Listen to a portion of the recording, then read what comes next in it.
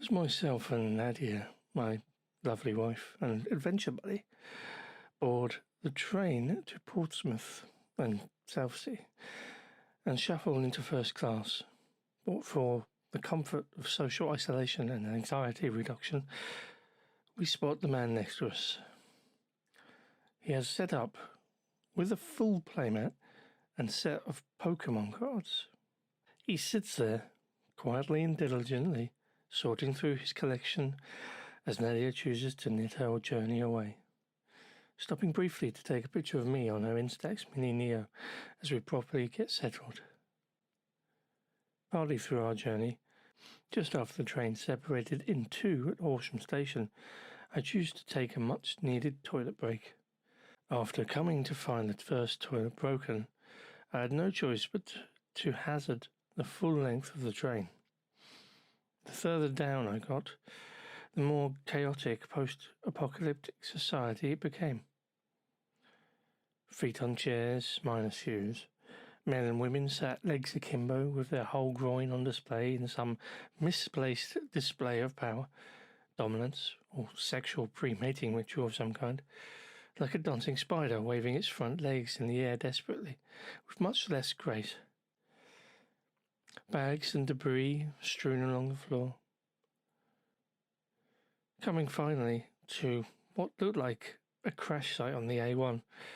Two buggies, a mobility scooter, and a wheelchair, all crammed into one small section, unable to dock into the train's proper section correctly due to a single man with an empty buggy taking up one fold-down seat in the way.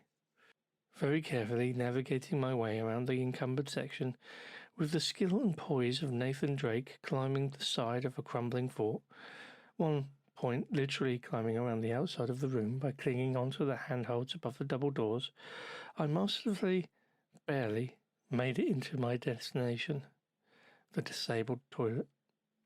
The toilet, you know, the one with the big round sliding door mechanism built for wheelchair users, was not in much of a state compared to the first.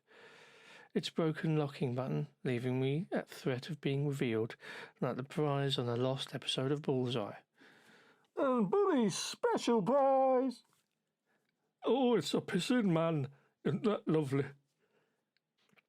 Somehow the journey became all the more treacherous, with the addition of two bicycles in a doorway, blocking the seating area I needed to pass through to return to my safe haven. As the train passed over the bridge to the island of Portsmouth, I recounted Nadia with the story of the time I walked home from a Slipknot gig at midnight. The trains had stopped at 11:30, and if I'd wanted to get home at good time, walking was still the faster option than waiting for the train back in the morning and hoping the service would let me on with my, at that point, day-old ticket. On my 3-hour walk, I remember passing a car dealership, or maybe an old car park, and seeing a man in a hoodie jabbing at the car windows with a long stick of wire failing to jimmy the door open. I quietly acknowledged me and him, respectfully keeping our distance until I was finally out of view. I should have stopped, offered to keep quiet, and asked for a lift. While waiting for a change of train at Fratton Station, a young Irish man came up to me. "Do you know this place?" I'm not going to do an Irish accent. I used to a long time ago. "Do you know where the best place to get off for a bus would be? Apparently there's a big bus depot." "Oh, I'd say Portsmouth and Southsea then." Arriving at Portsmouth Harbour, you're immediately confronted with the sight of the HMS Warrior. Built in 1860, the HMS Warrior was a 40-gun steam-powered armoured war frigate. It and the HMS Black Prince were the first pair of armour-plated iron-hulled warships to be built for the Royal Navy. They had been in reaction to the building of the France's first ironclad ship, the Galore, the year earlier, although that ship was only built with a wooden hull. Being eventually decommissioned in 1883, the ship was later used as a store ship and depot ship. serving as the Royal Navy's torpedo training school from 1904. In 1927, it was converted into an oil jetty, which it stayed as until 1979, when it was donated to the Maritime Trust to undergo restoration. She has been based in Portsmouth since 1987, sitting now both directly outside the harbour train station and the entrance to the historic docks. It's an impressive sight, although not as impressive as I remember it being. Maybe it's the presentation, or the position has changed, or maybe it's the renovations to the area, but it just doesn't quite hold the same mystique as it did. Quickly, after arriving, we realised that the hovercraft station for crossing to the Isle of Wight was more than a fair few minutes away. It wasn't long before Ned pointed out that all the signs at Portsmouth Southsea Station, the station before we disembarked the train, said that there was a place to get off for the hovercraft there, as did the big bus and transport hub at Portsmouth Harbour Station. Oh dear. And immediately my mind went back to the Irish man who had asked me for directions. I had sent him in an entirely wrong direction. It felt almost an instant and appropriate karmic punishment, now having sent myself on my own self-inflicted wild goose chase, as I plod across the historic dock city, dragging an oversized suitcase behind me and my already tired wife along too. We'll be back in Portsmouth in a few days, so I won't cover too much about it here, but there was an odd melancholy in much of the coast, and that feeling carried over to the island itself, via the high-speed, high-risk, high-stakes hovercraft.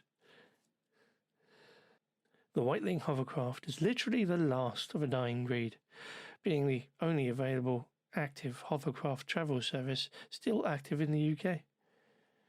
Certainly the oldest running in the world. It has the air, no pun intended, of a lost time period, a nebulous age where we dreamed of flying cars, robot butlers, and a solution to world hunger. And it was just a step on the path to that dream utopia being realised. Most like a lot of Portsmouth and the Isle of Wight, it's clinging onto a past, and with that comes that hidden decay. A decay and melancholy that works out quietly eating away at things, driving a society to cling to what it thought was great, instead of investing on building on to the real potential of good that the older management future held. Once we disembarked at Ryde, we immediately hopped onto the local rail service and made for Sandown. The Island Line Railway is not quite as I remembered it from one of my past visits as a child. Back then it seemed to be constructed from disused 100-year-old reclaimed tube trains, driven at freewheeling energy of a stunt driver going through a breakdown of his marriage. They would careen at speeds of 100 times the speed of sound, as the inside rattled and vibrated into individual parts, terrifying and exhilarating in equal measure. These days, the service seems to have modernised, or my memory is just corrected from that of a perpetually terrified 7-year-old, with much better, but not less London-style tube trains running all the mainlanders back and forth along its short but busy service. It was also staffed, much as we'd found, like the bus service, by the loveliest staff I've ever had the pleasure of being served by. It seemed everyone working on the island, at least who interacted with me, was instinctively lovely at all times. A mix of pleasant and friendly, while also giving as few fucks as possible in the best way. Maybe that lovely smiling woman will come and ask for your ticket for this journey. Maybe she won't. Whatever. Let's go get a nice cup of relaxing tea.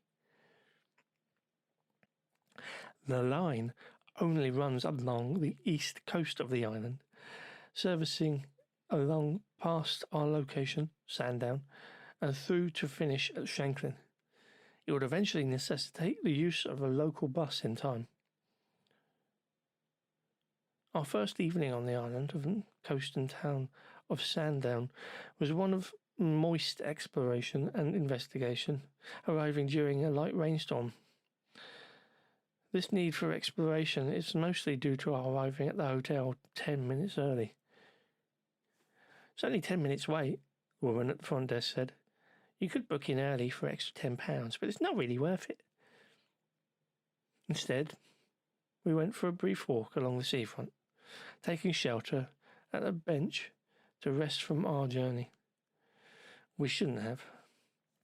Returning at a few minutes past 3 to find a monumental line waiting to book in, the line was quickly becoming unruly, and the hotel staff took the unprecedented choice to turn the music up, playing over the radio in the lobby, partly in the hope it would drown out the complaints of guests at the back, partly in the hope that SEiiBUTSU's classic smooth operator would lull everyone to sleep. We just danced and laughed as everyone around us became ever more perturbed at the state of things. I had to lean into Ned's side and whisper into her ear. Kind of an ironic song choice. Everyone was so miserable. I was sure we'd be chased out of town before the end of the week from being witches or demons. We absolutely didn't fit in. Later in the evening, we took a walk to get an idea of all the local sites and also get set up for the pointless arbitrary goal for finding some fish and chips for dinner. It only seemed right with us staying at the coast. After 2 hours of fruitless searching, we visited a classic British amusement pier, this one still featuring a string of fun photo stands. You know the type, where you pop your head through and snap a hilarious picture of yourself in a ridiculous situation. Except the ones here were the remnants of the 1970s, aping the gaudy old seaside postcards that used to be a staple of a great British coastal resort. All mullets, sexist jokes and sizism. Bleached into an ugly, muted yellow by the sun's angry laser powers, left as pathetic and dirty remnant of the past. Further down the pier, in the rain, we watched with curious glee as 2 people spun around on the dodgems alone, the local radio blaring out over the speakers as the ride's operator stood in the booth, cigarette dangling out of his mouth, barely kept alive and warm by its dim light, and his quiet disdain of all that should visit him here at the end of the world. Further still, at the end of the pier, sat a rickety metal stairs leading down to a concrete-topped fishing pier, curled around like the tip of a tail to a stunted end. Damp, windy, and miserable, our highlight was finding a dropped empty packet of Tesco cooked shrimps under a random storage box. All I could picture was a middle-aged man stood there alone, at his emotional end, mindlessly wandering down here to find himself at the whims of the sea and the weather, shoveling damp, defrosted prawns directly into his mouth, dashed by the wind and the rain as tears ran down his face. Back in town itself, we looked around the local streets in a desperate attempt to find cooked food. Over and over again, all we found were boarded-up shops, destroyed hotels, and abandoned buildings. A sign of a town on the far side of decline, unwilling to change or even admit that it's sick. Finally, Googling a local shop due to open, we pressed on, stumbling entirely upon a totally different chip shop that had previously appeared to be abandoned, but had finally opened through some mix of good fortune and magic. And it would have to be magic, as we passed the shop much earlier, and it was devoid of any obvious equipment or seating. Maybe it was our journey, maybe it was the light, or maybe it was the whole town under special magic spell that disguises working food outlets as shuttered wastelands until the sun goes down, and they sprang into existence once again like a scene from Spirited Away. The Happy Haddock, 53 High Street, was the saviour of our first night. It wasn't exactly providing the best fish and chips I'd ever seen, but as apparently the only shop actually running, it was the best we could hope for. It's the type of shop with the classic smiling fish logo. Little does he know what they do with his kind. As for the food, the chips were cut as thick, wide chunks, and the fish was battered to the point of being overly dry. It wasn't the best I'd ever tasted, but so far this week, it was the best I'd managed to find. So it was leading in quality via technicality. So well done to them. Along the beach, beside the coaster road. Atop its wall lay a string of granite tiles. Atop each is engraved a different message, a dedication to a beloved person or pet, often lost years ago. But this doesn't seem to be a dedication exclusively to the dead, although a large number are. It seems literally anything could be added. Marriage proposals, one-off messages of encouragement, strange mystery clues to lost treasures, anything. Nestled between Gloria, to know her was to love her, and Colin, you are the wind beneath my sails, is the occasional Butch, once a mod, always a mod, or top bloke. It feels oddly like a stone guest book, visitors signing their names when they see it under the GeoCities front page, except here the front page is the Atlantic Ocean, and what has been written is a dirty limerick about an old lady peeing in the sea. Okay, maybe that also would be in a GeoCities guest book. It seems all the more fitting that a seated shelter directly in front of these has a message scrawled on its underside simply reading, God's Shelter. Myself and Ned found these messages at 1:30 in the morning as we went out, unable to sleep, and wandered the streets, looking out to the ocean, listening to it as it crashed in against the absolute silence and back out into the pitch-black void beyond. After our night's adventure, Ned and myself ensured to wake up nice and early at the crack of dawn, 9 a.m. From the damp and overcast weather of the day before, the day's clear and sunny skies were a nice and welcome change.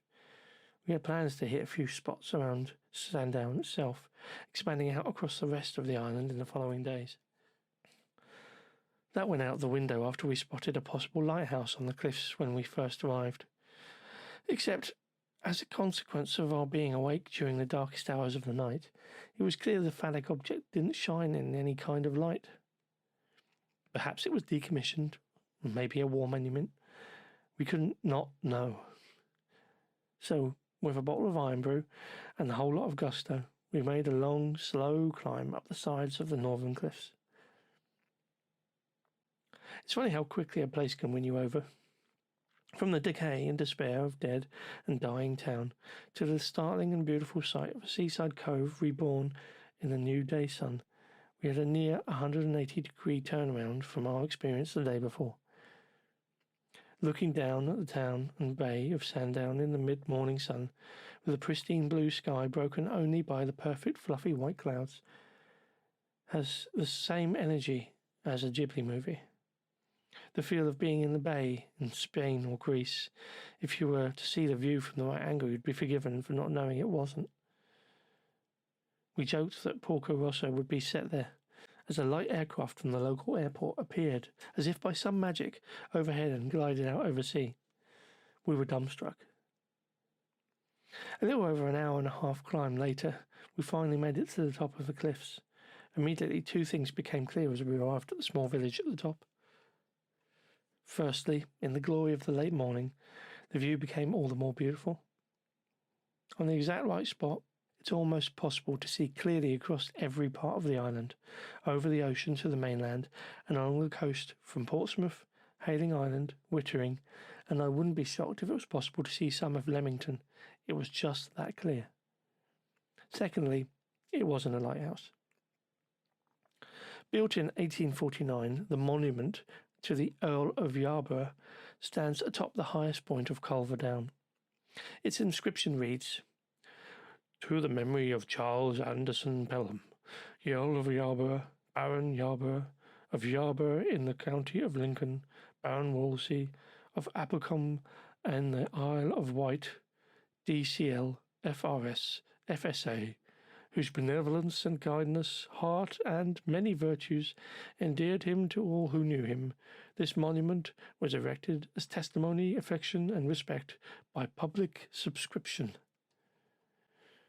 As the owner of large estates, he was one of the most conspicuous for the qualities which particularly adorned that station, and as the first Commodore of the Royal Yacht Squadron, he was eminent in fostering and encouraging, by his example and libertarily, all that was calculated to improve a science of naval architecture and to advise the maritime interests of his country.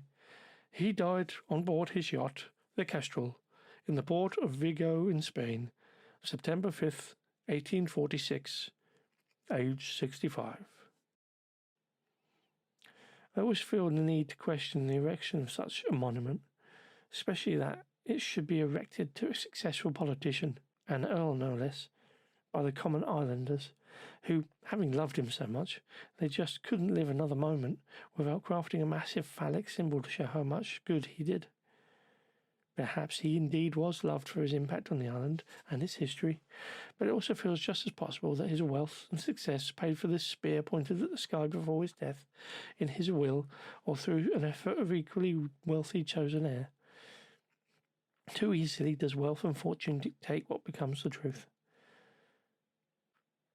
While we were there, we stopped at a local food stand, run by a charming lady in her early 60s, pottering around and warming pasties with a microwave in a space the size of a large shed at the end of our garden. Literally. We sat on a tiny picnic bench and ate vegan pasta rolls, and I sketched out a new page in my illustrated journal. During our meal, 2 tiny jackdaws hopped up beside us and looked longingly at our food. Jackdaws are up there with starlings for me, conveying a cheeky and fearless charm that few animals have. One in particular took a dedicated interest in blagging a meal, giving a curious and prolonged looks between the scraps I offered in my hand, and meeting my eye with a quick but deep glare, its brilliant blue eyes glowing like impossible gems. The lady running the stand told us as we were leaving, and as the jackdaws hopped in to claim our fallen scraps, that she liked to take the pastries not sold on any day, scoop out the fillings, and feed the remaining strips and chunks of pastry to all the gang. She liked to do her bit in keeping the bird economy alive. Coming down from the cliffs took a third of the time the journey up did for us, the inexperienced ramblers we are. Maybe it was just easier, or maybe the success of the climb well done, but it's always funny how time distorts around our mind's eye, colouring the journey through our feelings. Our first official planned stop was at Wild Heart Animal Sanctuary. Originally known as Sandown Zoo, the zoo was established in the 1950s, but by the 1970s it had fallen into disrepair and was dubbed the Slum Zoo of Britain by the Sunday Times. Ugh.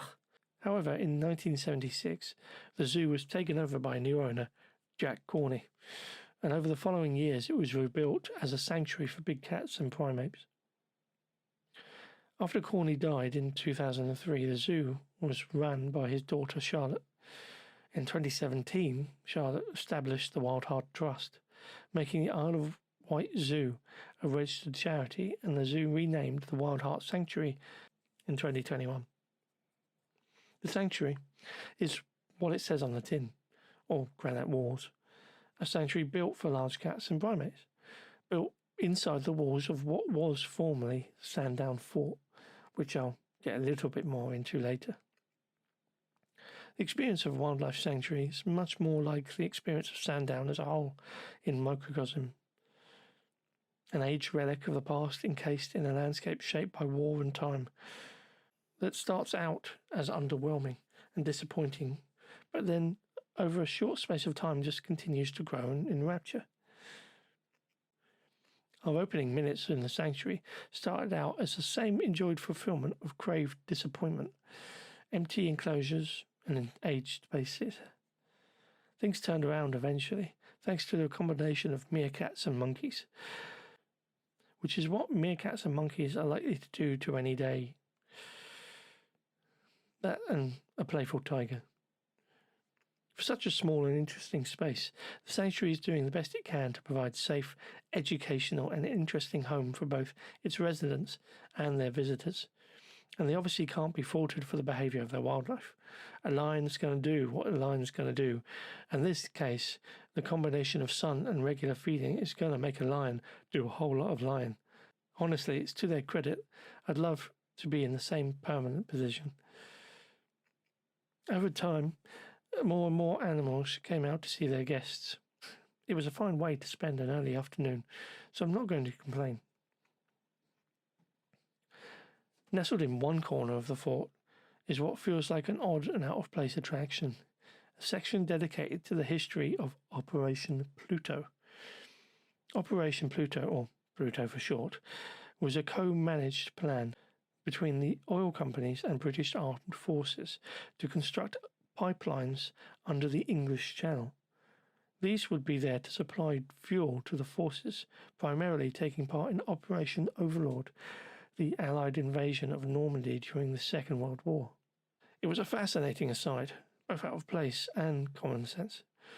The pipeline also gets a bit of coverage over in another location we will visit in a later trip, Shanklin Chine.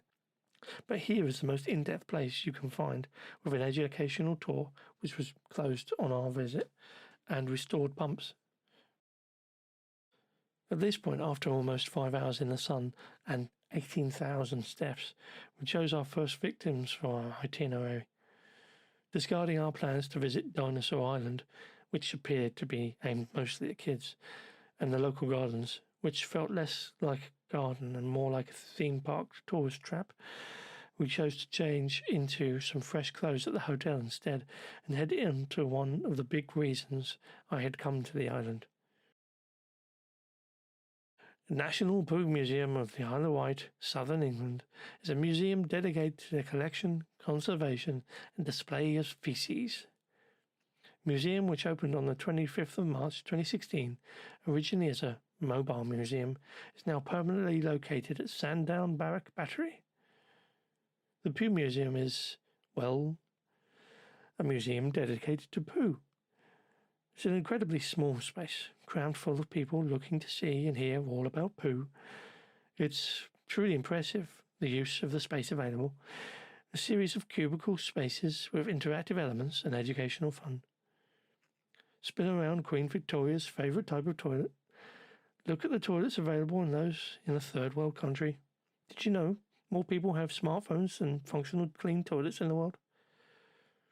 Find out what often flushed objects won't safely go through the plumbing system and see the consequences of those bad things that shouldn't be flushed. Most impressive is the collected range of different animal poo samples, gathered and preserved in clear resin. Bat, bird, lion and man. The wall of shit on show is remarkable, really. What's more remarkable is a sign on the wall of the exit as you leave. This facility will be closed permanently from October 2011. All this crammed into its perfect home, a repurposed public toilet. We took home a keyring and a magnet from the tiny visitor's shop, but I would have killed for something more substantial. The island seems obsessed with shit, selling edible bags of droppings in some of the local sweet shops in the vicinity of Sandown. Something to hang your hat on, I suppose. As good as a thing as any. On day 3, another 1:30 rise. We ended up wandering the streets of Sandown until 2:30, taking pictures of the shuttered hotels and sketching the interesting shops. One random resident happened upon us as I sketched the rock shop in the middle of the high street. "What are you two doing up and about gone 2 in the morning?" Not catching the irony of asking the question themselves, having been also walking the streets at 2 in the morning. On return to the hotel lobby, we ended up sat in armchairs as the desperate for company night receptionist regaled us with his stories. He seemed genuinely delighted that he finally had victims to unload his built-up frustrations with life at. All I'd done is ask if we could have radio stations on our complimentary TV in our room. Off he went about having to call the fire brigade that night to break into one of the top floor rooms because a drunk family's spoiled brat of a 7-year-old had deadlocked themselves into the room, and the awkward questions the family had to answer about leaving a 7-year-old alone as they got lit in the hotel bar. His tales of visitors demanding a sea view while fully booked, the overbearing guests thinking that working in IT gave them an insight into the comings and goings of a chain hotel, and that their dissatisfaction with him had led them to run a sort of bullying campaign against him over the next few nights, playing guitar in the lobby, leading to actual name-calling on the last night. Each new story told with the animation and gusto, like the best on-stage spoken word auteurs. It feels to me like we're all people with a great story or two tucked away inside us, just quietly in need of someone to take even a moment's interest in our existence to tease it out. Although, in his case, it didn't need much teasing. We had only one goal for day 3, and just one goal. Visit the famous Needles. I don't know what I was expecting, but it wasn't this. The next morning, our major goal, one my wife had talked about for weeks, and I insisted happened no matter the cost, was that she could visit the Needles and ride the chairlift there.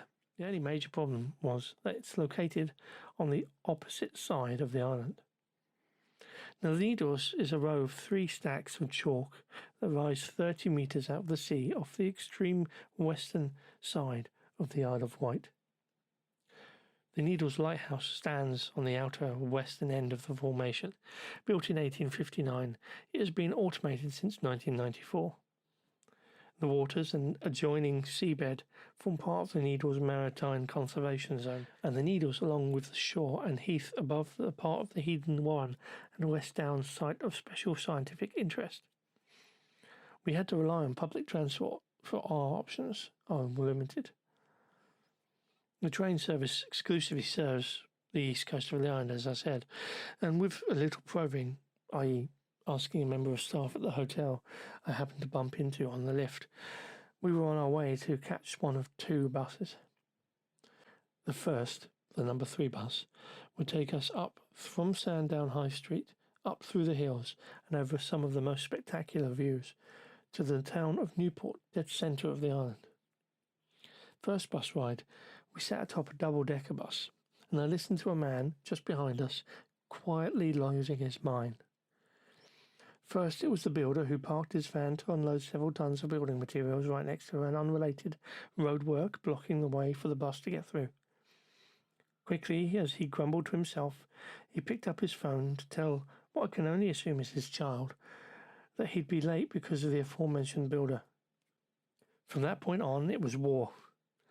Every tiny delay or person who dared get on or off for the bus would lead to a steadily growing temper. "How long does it take to get off the bus, you fucking cunt?" he'd mumble each time.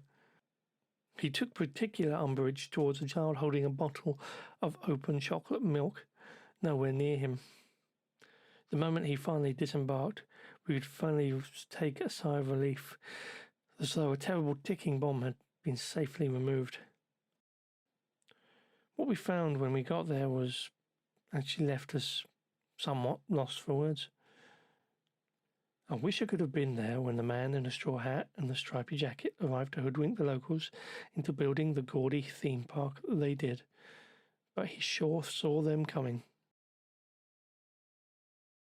The line for the chairlift alone was indeed a good couple of hours' wait, in full sun with no shade, and no one seemed to be bothered at all. I had already been burned across my face and arms from walking the day before. Even with factor 50 sunblock, I was not taking any chances. So what else was there? The odd dinosaur-themed go-karts, mini-golf, which aped the look of Jurassic Park, to go so far as to make the carts look like tiny recreations of the Jeep in the film. Adorable, yes, but its connection to the actual natural monument being tenuous at best, fossils having been found there in the past. Fossils being, along with shit, one of the island's apparent obsessions. Other highlights were the carousel, the previously mentioned arcade with its opportunities to gamble, the rigged claw machines, racing games, and that encourage you to take selfies, and a VR attraction that let you visit other world locations. I would be surprised if they didn't put in a version of the Needles in the VR machine so you felt that you'd actually been there. There was also a gift shop, filled with the largest amount of generic and 95% unrelated tat that I'd ever seen. Only some of it was even Isle of Wight related. One tiny section of needles centred, and only one item actually attempted to do something interesting involving the location. Just beside the one tiny needles viewing platform sits a stone monument to Marconi.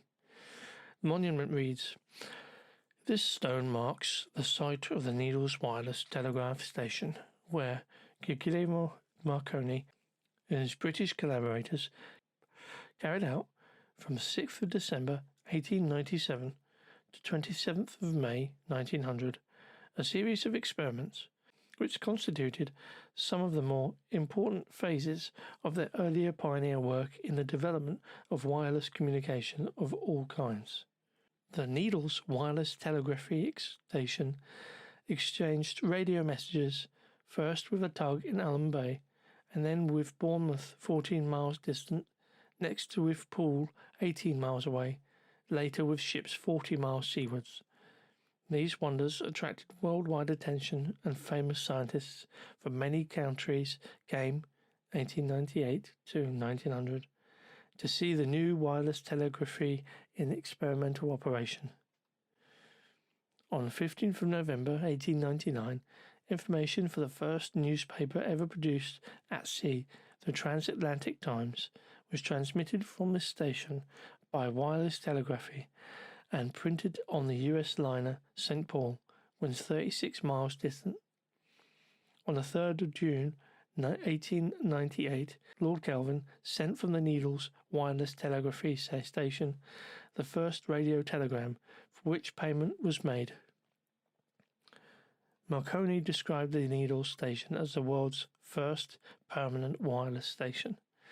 It was erected under his personal supervision by his assistant George Kemp for Marconi's Wireless Telegraph Company Limited, as was completed on 5th December 1897. Other radio technicians of this company who pioneered here were W. Pageant, A. Gray, C. E. Rickard, W. Desham, F. S. Stacey, P. J. Woodward, and C. H. Taylor. The station was dismantled in June 1900. I didn't see anyone stop to take in even a moment's look at the thing, let alone who likely knew it existed. There was a large number of visitors to the Marconi Cafe on the other side of the park, though. That was sure busy indeed. It's a sharp contrast that a museum dedicated to the promotion of poo and toilet health, based out of a converted public restroom, should have more heart and charm than a nightmare town that has erupted around a natural beauty on show essentially for free. With time escaping, when equal parts delighted and disappointed with the garish and gaudy entertainment presented us at the park, we chose to head to Newport and just salvage what we could of the day. Our highlights involved getting sunblock in my eyes and walking around like a pirate all afternoon as tears streamed from one eye, or, on occasion, both. Visiting a bookshop that only allowed you upstairs without your bags, causing me to stand and wait guarding ours as I sat through an in-depth discussion on LARPing between three ginger-haired men with beards and ponytails. He had his shield, and he was being defensive. You have to be on attack when you're using a shield. Amateur mistake. All nodding. And looking for food for almost an hour before just going to McDonald's and getting a late lunch from there. I had the vegetarian spicy wrap, Nadja the salad. Being accosted by a surprised scouse who appeared out of the air like a genie and grabbed us both by the shoulders. "Oh, ain't it..." I can't do a Scouse accent. "Ain't it great?" I don't know why I'm doing West Country accent. "Ain't it great? Something's back, eh? Isn't it great? It's gone and now it's back. Fantastic!" Before squeezing firmly on our shoulders and disappearing as quickly as she arrived. Flummoxed Nadia turned to me and just said, "I don't know what it is about you, Rob, but the middle-aged ladies just love to come and bother you, don't they?" This having been the second in as many hours attempting to strike up a friendship. I couldn't appreciate myself, hungry, weeping endlessly out of my right eye, and actively being bothered at that very moment by a bee attempting to fly directly into it. With that, I would stuff the remainder of the wrap in my maw, and we were back off to Sandown. I chose to treat the day as a bus tour of the island. We saw amazing views, and aside from one angry bus guy, everyone had been lovely. That's the most startling thing we'd found since we'd got to the island. Everyone had just been wonderful for the most part, especially every bus driver, who had been helpful and courteous at every moment. For someone who's used to bus drivers actively wishing for his death, it's quite a shock. Maybe I wouldn't remain so shocked. After one more full day, we were due to head back to the familiar mainland. After the experience we had visiting the Needles, we chose to head to a slightly closer location. Second on Nadia's list of spots was also close to one of my more interesting ones, or potentially interesting locations of mine. On Google Maps, Shanklin was only a 40-minute walk from Sandown, but that's assuming you walk in a straight line, and you know the island well, and you're not constantly distracted by every beautiful view or lovely bookshop. Shanklin was a lovely diversion from the rest of the planned tour. There was a aforementioned bookstore, a middle ground between the two, heartless cold feel of a franchise bookseller and the quiet and messy chaos of an overstuffed, cobweb-filled, partly privately run independent store. Babushka Books. Shelves organised by type, stuffed with new or old, each with custom signs like weird shit and dead and boring. The owner's own thoughts falling out onto each shelf and filling the space with charm. Talking of chaotic bookshops, while in Shanklin we also found a pair of game stores. The first, drab, devoid of personality, filled with a mix of hobby items, including a cabinet of war memorabilia, which was very odd and out of place, next to the small selection of used PS1 games on the shelves and faded cardboard Lara Croft standee in the window. Its shopkeep completely blanking us while we were there. The second store, Arcade Games, was a gem of a find. It was honestly the first time I'd ever seen a game store successfully replicate the feel and look of the aforementioned classically disorganised bookstore. Games stuff every space, in multiple duplicates, in all conditions. Just feel free to pop the games on the floor as you look, called a voice from behind us as we searched. All the games over £15 are behind the counter. After the silence of the last store, and a couple of others we had been in earlier in the week, this guy was super chatty. Feel free to just search. Mm-hmm. Because all the games over 15 are behind the counter for security reasons. Yes, you said. It's all right. I like obscure, unpopular stuff. Thank you. Those shelves are 4 deep. My wife, feeling the intense social discomfort inherent with pushy conversationalists, finally spoke up. Well, we have a train to catch, so we better go, dragging me out before I'd even gotten started.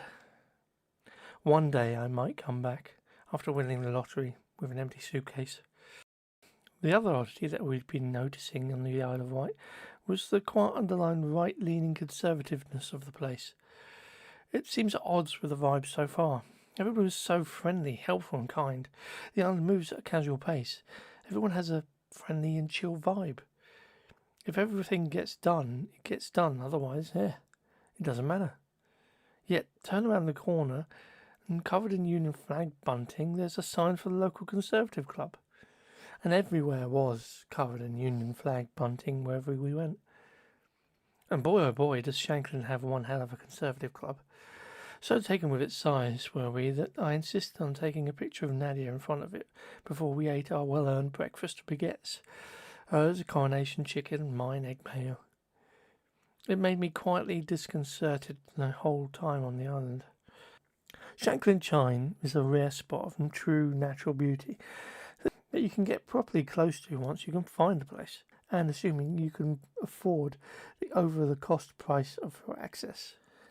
Lights go on at 7:30 and we have live music at 9 tonight, mumbled the girl on the ticket booth with all the passion of a melting feast bar.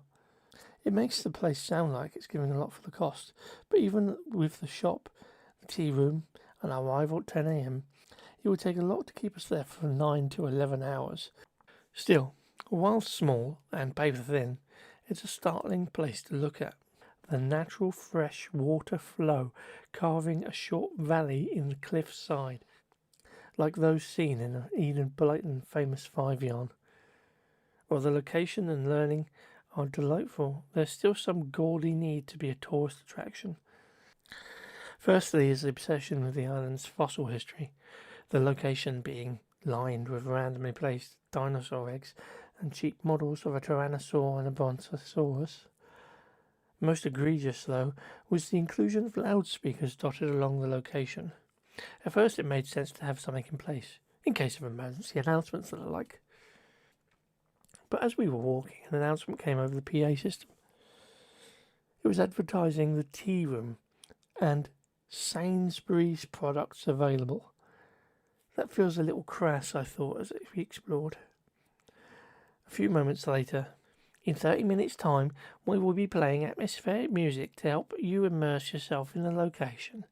This will last 45 minutes. Now, I don't know about you, but if you're in a location of nature and majesty, do you really need 45 minutes of music to help? Could it, if you aren't already immersed? Play music all the time and say nothing, or don't at all. Or randomly play Tarzan Boy by Baltimore. Perhaps the experience at the Needles desensitized me to the whole commodification of natural beauty. Or maybe the place just stuck to this side of tasteful, retaining much of its beauty and educational value. But I fear it's still too close for comfort. While in Shanklin, we also wanted to visit a small tea house just around the corner from Shanklin Chine in Old Shanklin. The old thatched tea shop is exactly what it says on the tin. A tea room based in an old pink-coloured thatched cottage. We waited at the door for a few minutes for a table and were led around into a room filled with the most plates I'd ever seen lining walls in my life. Plates of royals exclusively, many depicting Diana or the wedding of Diana and Charles, like a shrine to a past that could never be reclaimed before divorces, deaths, and marrying from outside the traditional circles. The experience was mostly pleasant, as always on this trip. I had an overly large meal of a baked potato with tuna mayo, the downside being the coleslaw on the side. Just not a coleslaw guy. Ned had a traditional cream tea with homemade scones, clotted cream, and fresh strawberries. Oh, and I had a bit of carrot cake. The carrot cake was also fine, overly dry and crumbly. It had a good flavour and bittersweet ice topping that accented the subtle flavour of the cake base well. It was a pleasant enough, but one about experience over quality of dining. I have had better, but it was not bad, not in the slightest. And for us, it being one we made time and effort to find, it was all the more personal. That evening, after visiting a few stores, including a yarn shop where we partook in a sing-along to Bonnie Tyler's Total Eclipse of the Heart, we finally headed back to Sandown for our final night. We intended to go to the pub we had found that had been built into a converted corner bank, still decked out with the original desks and wheelie desk chairs. But Nadia had arrived hungry as sin, and they were not serving food for the strange nebulous 2.5-hour period we found ourselves in. We chose instead to find a good location for food over a place to drink. Besides, the night before we'd seen the night out drinking shop-bought canned cocktails on the deserted beach as the sun went down. Alcohol was not a high priority, and we didn't want to get a reputation for those weird drunk out-of-towners. Instead, we made our way to the only vegan restaurant in town. The Bay Vegan Deli was the kind of place where you could expect the greatest hits of Tracy Chapman to play overly loud on the radio, while some middle-class people talk about how they've not gone into the vegan thing yet, but we're mostly there, yeah, and this was very lovely, yeah. We ordered 2 lots of dirty fries. Mine, the fire, fries under a range of different spicy gimmick foods, and Ned's, the tropical, which included chunks of pineapple. We ordered a nice glass of cider, and while we waited for our food, we sipped calmly at our cider and chilled. Rob, I can't drink any more of this before I eat because I'm already wasted, said Nadia. 20 minutes later, filled with spices, 4 litres of 2 different types of fruit cider, and with a head full of Tracy Chapman, I was back to the hotel and preparing for the next day back to the mainland. With an early start on the travel day, we were welcomed by rainstorms and needed to prep for our journey across the sea. Thankfully, the hovercraft allowed us to use our tickets early. We almost wished we had. The journey to the island had been comfortable, almost serene. But returning home, the wrath of Poseidon himself was laid upon us. Our hovercraft was tossed around like a tin can in a washing machine. That's a thing, right? Nadia clung to my arm like a limpet, and I did my best to comfort her.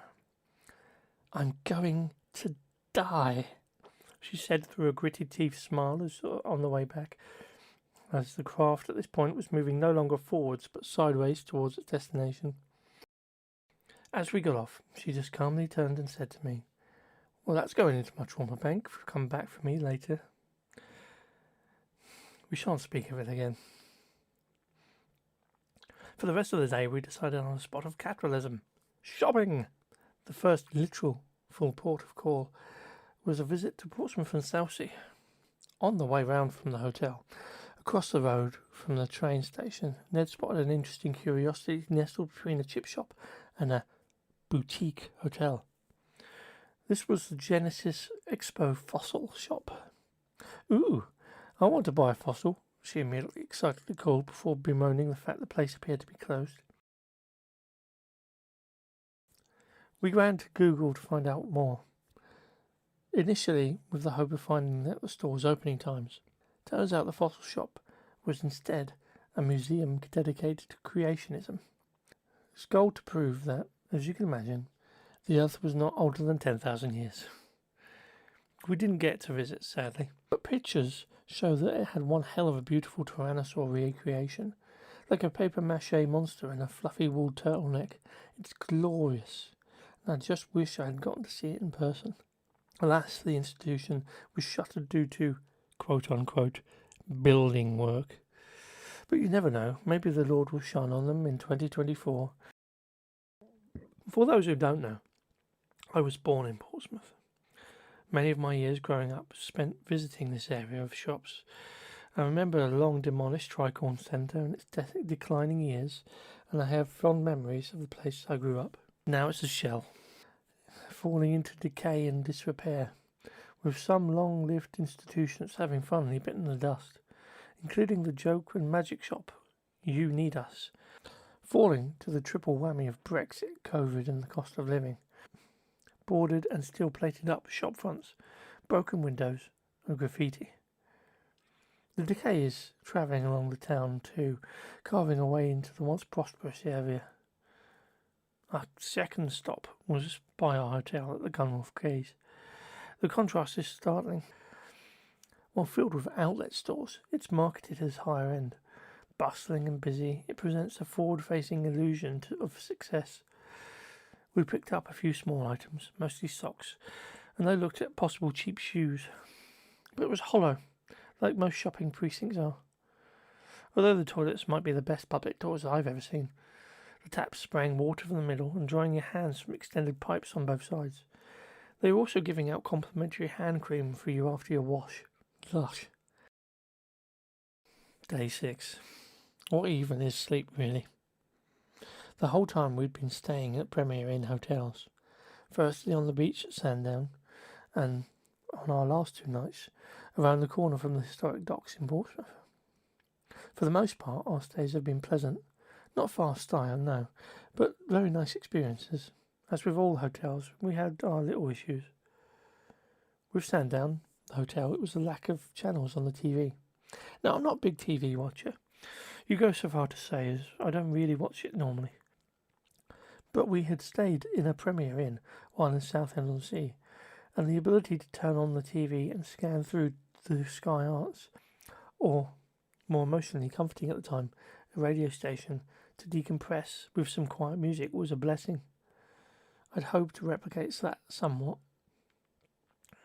At Sandown, there was 30 or so TV stations. Some didn't get a signal. One was just coloured bars and 0 radio stations. That and Channel 8 was set to GB News. I asked about it a couple of times, while I was told it would be possible to check, and that would be while I was out. I know it wasn't. I didn't mind being lied to or fobbed off. It's not being spirited, even if it's disappointing that sometimes it feels like an assumption of stupidity on my part is what leads to it. Pat said, There, it'll be fixed right away. Now go play out of towner. I also accept that being an island, maybe it's the region, so I didn't complain. But in Portsmouth the issue was somewhat more maddening. You may not know this, but I have to sleep with a CPAP machine strapped to my face. It took a while to get used to, but it always makes a noise. You get attuned to when that sound changes. That whooshing air sound is specific. If there's an issue with the airflow, it could mean I stop breathing in the night. As such, my ears and instincts are attuned to those changes. Another similar sound is that of an aircon. Premier Inn has a wall-mounted touch control in every room, just like a little something that allows you to adjust the temperature to your needs. It's always been a fine before, until this night. I can tell you how many times I could turn off the aircon, but it was certainly more than once. You can probably do the maths yourself, but every time I turned it off, 2 minutes later, or thereabout, it was back on. Turn it off. Back on. Turn it down. Back at 24 degrees. Turn it up. Back at 24 degrees. Up, down, up, down, up, down. Off, on, off, on, off, on, off, on, off. What even is sleep? That morning we made out for our main day in Portsmouth. Much like our time on the island, I had a short list of locations I wanted to visit for our trip. One of the key places to visit was the historic docks, but its price of entry and the bulk of its attractions was a little too much for comfort, so we resigned ourselves to visit later on another day. Instead, it was the wider overview of the city of Portsmouth, hitting first Fratton Station and moving along towards the infamous Wedgwood Room. The Wedgwood Room is a famous location for bands to play gigs during their early years. Small, dark, and somewhat sticky, it was a prime location for absolute classic performances. My memory from earlier started from the Wedgwood. While we were there, I recounted the story of the time my friend decided to grind a packet of polar mints to powder and snort them all in one go. I need to take a moment before collapsing with a scream. Don't worry, he wasn't badly harmed, as far as I could tell at the time anyway. And although one has to wonder just what sort of state he would be in normally anyway, who's to say? Anyway, we came to find bookstores and oddities along Albert Road. Back during my early years, Albert Road was a great spot for smaller independent stores, even when chain stores and the growth of supermarkets started to eat away at the viability of more focused small shop fronts.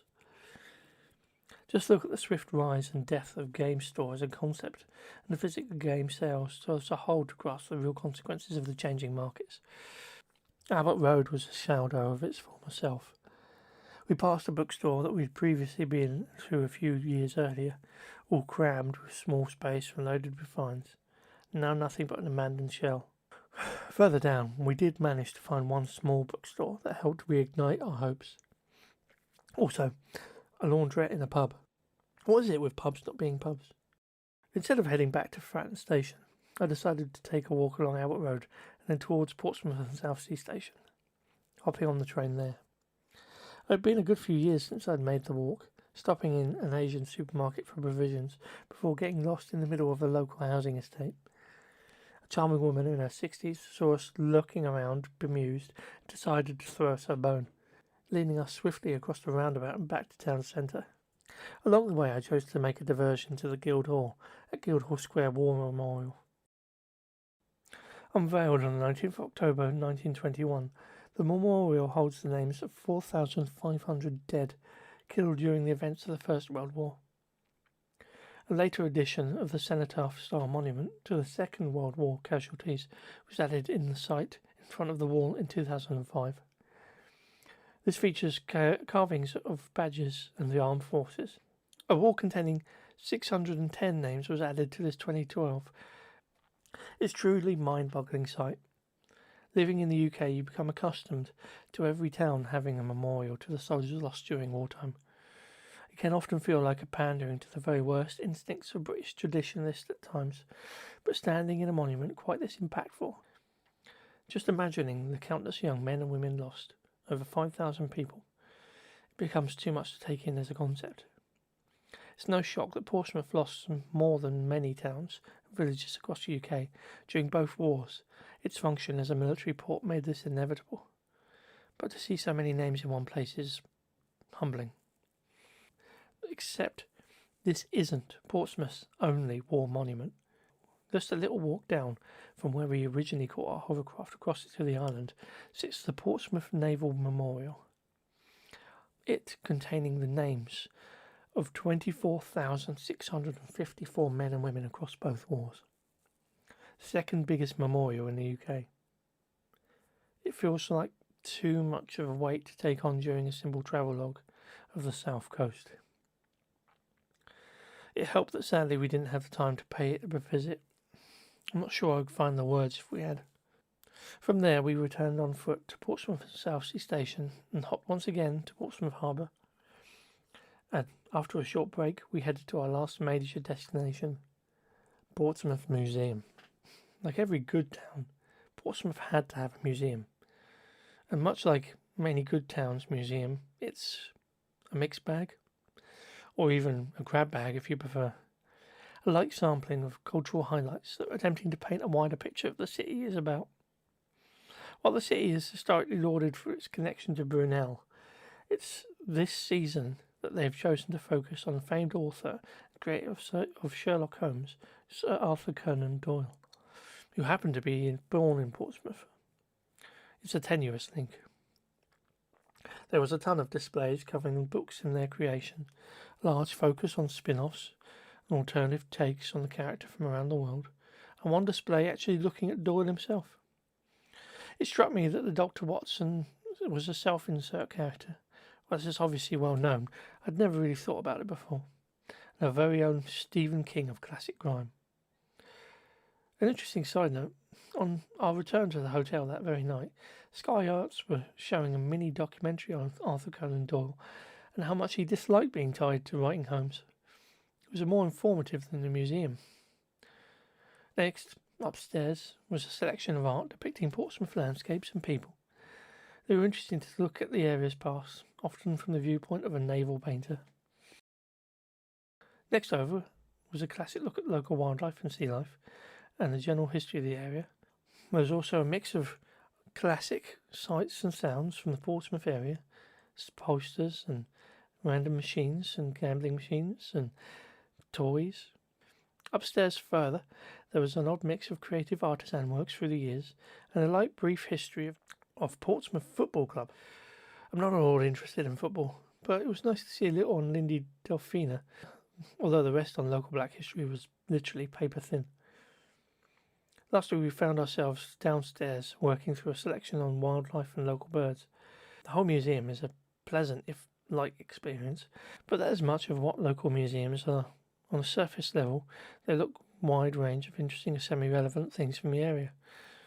Sometimes they can be fascinating, sometimes a nice chill experience, but often lack the hyper-focus of a more dedicated museum or educational. We quietly pottered around the gift shop and bought the usual tea towels and postcards, along with a fantastic print depicting the now demolished Tricorn Centre. A prime piece of brutalist architecture gone before its time.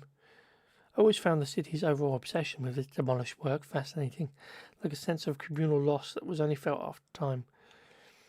I had vague memories of walking in the building at the tail end of its life. My experience of walking its hall to some privileged one, both during my time in the Isle of Wight and the city of Portsmouth, were filled with that sense of decay, loss before time, an Armageddon, not of bombs or fire, but of slow apathy and mismanagement. I think of the Tricorn, and I can't help but think of other spaces that will soon be gone. Will people miss them as they miss it?